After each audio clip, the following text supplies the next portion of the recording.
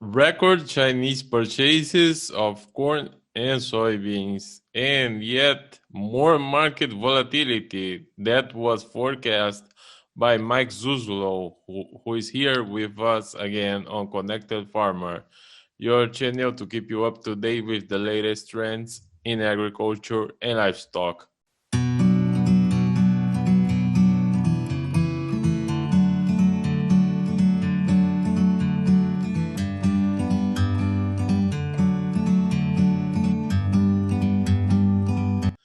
Hello, Mike. How are you today?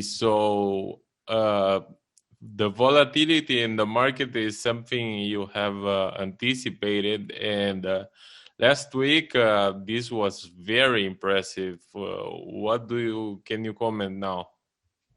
Well, it's interesting, Luis, because the volatility in this market is much like 2008 and 2012 still. And so we still have some pretty good model years to utilize. Every year is different, but there, I think, are some similarities here. In the bean oil, it's very similar to 2008. China's demand is still very similar to 2008. But what is different this year, and I think this is where the 2012 market maybe comes into play a little bit more for corn, especially, is that we're getting a clearer and clearer picture that the corn demand, both ethanol demand here domestically, ethanol demand in Brazil, and livestock demand, as well as export demand, is remaining much more stout and strong than the soybean demand, the soy oil demand, and even the soy meal demand. Even though the soy meal is at a discounted price compared to the beans and the oil. For instance, we've heard this week and last week that China's largest food producer, pig breeder Muhan Foods, has been ever since essentially 2000, the year 2000, cutting back on their protein meal needs for their hogs to cut it in half to under 10%. And that's about half of the standard average around the industry in China. And we also found out that they are now kind of going to China's parliament and their government saying we should institute this on a countrywide basis for a food security issue. You combine that with the fact that China is looking for palm oil instead of soybean oil because it's cheaper and more available. And then you combine that with the recent figures we're hearing for Brazil's corn versus Brazil's beans. And I think the picture is getting more clear that the corn is the better demand base versus the soybeans. The biggest issue the corn has is the wheat. Well, this is where the volatility comes into play. Corn is not an island. Corn is not all by itself. Corn has to be looked upon as a spread with wheat. It has to be looked upon as a spread in a ratio against soybeans. It has to be looked upon as a spread against feeder cattle.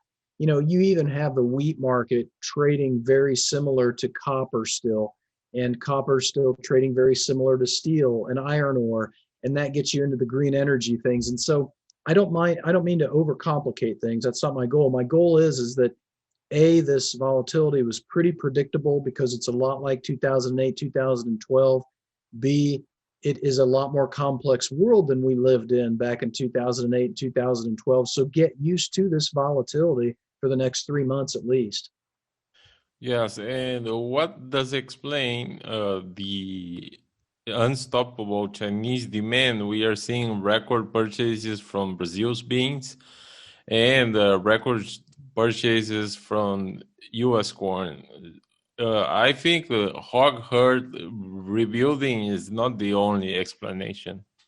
I think you're right. And I have got feelers out in Asia right now trying to get more information. Two things have happened in the last 2 weeks related directly to corn.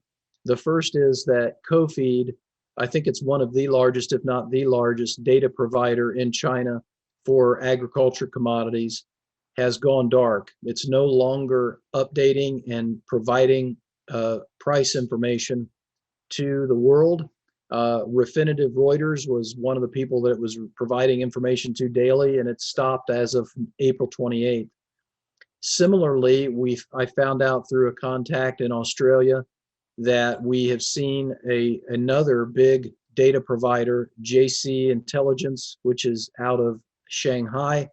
That company reportedly, the president has been put under arrest by the Chinese government, or the someone in mainland China, because reportedly, I don't know if this is true or not, I'm trying to dig deeper into it, reportedly because of the issue of giving too much information away on the corn balance sheet domestically for China, which again is a national security issue because they deem their stocks as a national security issue. And so it's like a secret in their country for their supplies.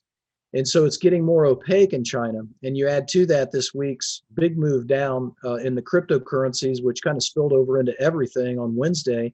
That was mainly due to China clamping down on cryptocurrency and not allowing it to be traded as freely. And so then you have other issues that are going on. Here again, I don't mean to overcomplicate things, but what's going on right now, in my opinion, is the big demand push, the big demand bull that has been in the copper, in the wheat, in the corn, has been China. They have also been the ones that have come out of the pandemic, along with the United States, the fastest. Well, now we're starting to get a little bit more nervous in the marketplace because of the issues of this opacity and not knowing as much about their price data. So to answer your question, I think at this point, without having a good feel for it, I think it has to do with their quality of their corn supplies, that it was not good enough quality to feed. And I think even in terms of industrial usage for ethanol, it may not have been as good a quality as they needed. I also think that the flooding in the south of China, you and I talked about in the wheat crop last year, and the drought in the northern part of China last year also played a role in their supplies not being as big for feed grains.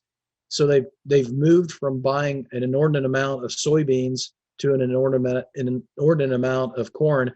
This latest purchase, as of Wednesday, not even including Thursday's purchase, as of Wednesday, they went over 12 million metric tons on Thursday's update, and that takes you over 20% of USDA's total corn export figure for the United States crop for 2021-2022 marketing year. So we're at a fifth now of our total, and we haven't even really started the marketing year yet.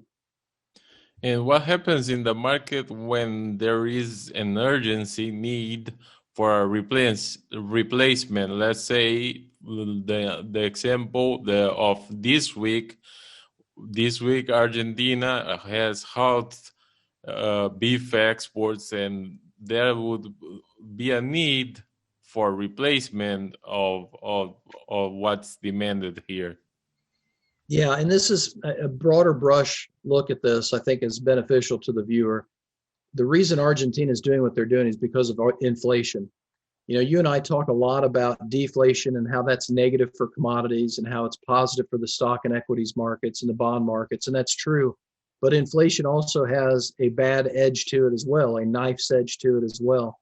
And we're starting to feel that effect around the world. And I think China and Argentina and Brazil and Russia, to a lesser degree, are feeling the effects of unwanted inflation in their food prices and in their consumer good prices.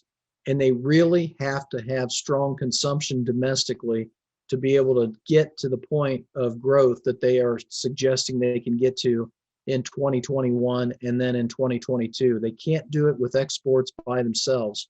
And this is where that weaker dollar comes into play. The lower that dollar goes, the harder it is for those countries to export their way out of the pandemic. And so inflation is starting to become a negative feature, and that's what's going on in Argentina, if you ask me. You would know that better than me because you live in that area. But this is what the world is worried about, that inflation will get so bad that interest rates and people in the bond market will get so nervous that they won't take on bonds, and they'll drive interest rates up because of the inflation going higher.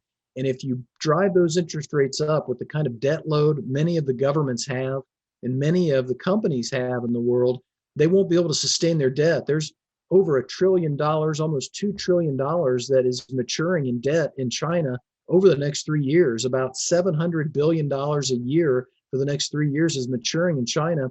There's already Asian countries that are starting to worry about them being able to service this debt and pay it. And so This just makes it that much worse. And this goes back to why I wanted that sell and defend model, Luis, is you sell it as it goes up, you defend it because you don't know where the high is, but you do sell it because there are these negative features in the market that are going to push it around. And we saw that in the corn. It went up $1 in 13 days, and within 5 days, it was back down $1.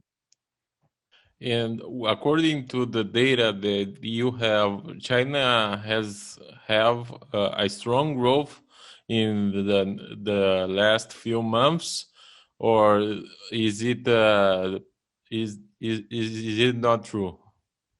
No, it does. But this is an interesting point you bring up. China has strong growth and South Korea, relatively strong growth. But of the Eastern Asian countries like Vietnam and Thailand and the Philippines, 6 of those countries have reported their growth for the first quarter. 4 of them have been bad, 2 of them have been good. So it is not. And then you throw India into the mix. I had someone ask me about India, and it might have been you, about the soybean oil demand. I think that's still a very big story the market has not really captured yet, as far as how much vegetable oil demand is probably not going to occur because of this tragedy of this COVID resurgence, and now a massive typhoon that's hit the west coast of India, and there's supposed to be another massive typhoon in a week or two on the east coast of India. So I really think these are things that the farmer and the rancher really need to weigh, and that's why I didn't really want to buy corn for my livestock feeders when it was $7 in the December futures, or getting close to $7 in the December futures. I really wanted to wait for a pullback, and I have started this week and last getting some longs in place in the December corn at that 540, 535, 550 area for the summertime and early fall, in case there's a tight crop, in case we don't have a strong national yield. So I do think that corn is something livestock feeders would need to defend here and are recommended to. I'm not needing to do that in the wheat or in the soybeans or the meal at this point. And I think there is a momentum for wheat right now, considering all the scenario that you are describing us, because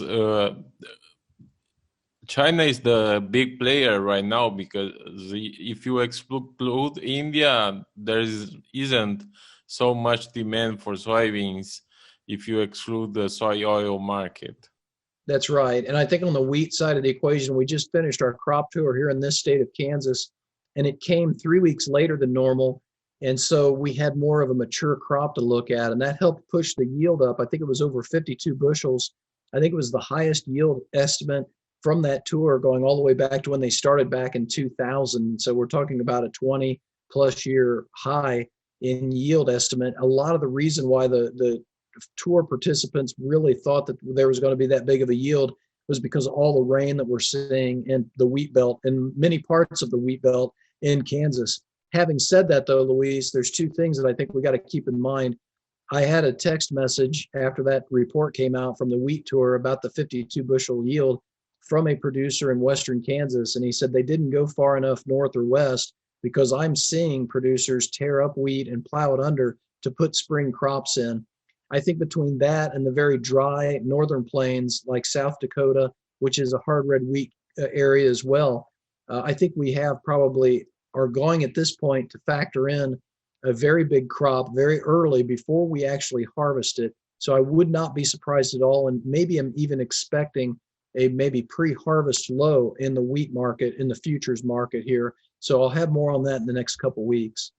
I saw some photos of South Dakota, of the drought there, and that's really impressive.